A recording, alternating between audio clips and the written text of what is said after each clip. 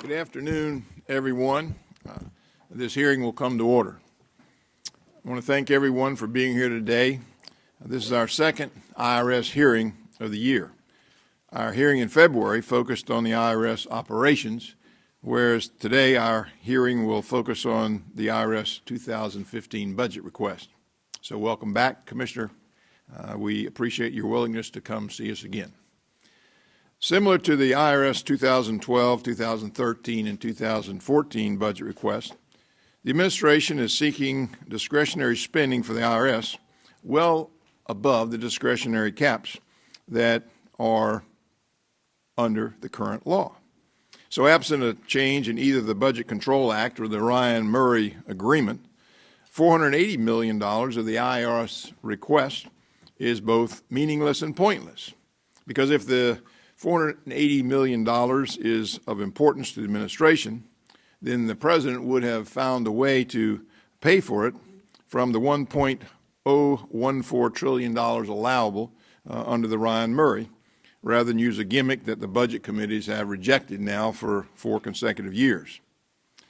Perhaps even more troubling, the service is asking this committee for language to pay IRS employees bigger salaries and bigger bonuses than are allowed under the civil service system, and also to eliminate some language that we put in the omnibus bill last year, specifically the language that we put in to prohibit the IRS from targeting groups from additional scrutiny based on their ideological beliefs is not there. We put in language to prohibit the IRS from targeting citizens of the United States for exercising their rights guaranteed under the First Amendment, and that language has been eliminated. We also had language that would prohibit the IRS from producing videos without being reviewed for cost, topic, tone, and purpose, and that's been eliminated as well. So on the face, Mr. Commissioner, your request appears to ask for a $1 billion increase in order for the IRS to silence the administration's critics and to make silly videos. And I'm sure that's not your intent. But I would like to hear why you propose to eliminate these good government provisions, which were intended to help restore credibility and confidence to the IRS.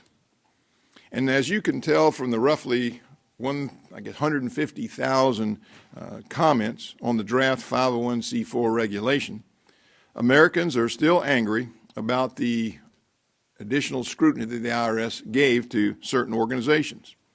So explaining how the inappropriate criteria came into use, how they were allowed to go on for years, and who is responsible for them is what is needed to assure the public that the IRS can administer the tax code in a partial and nonpartisan manner.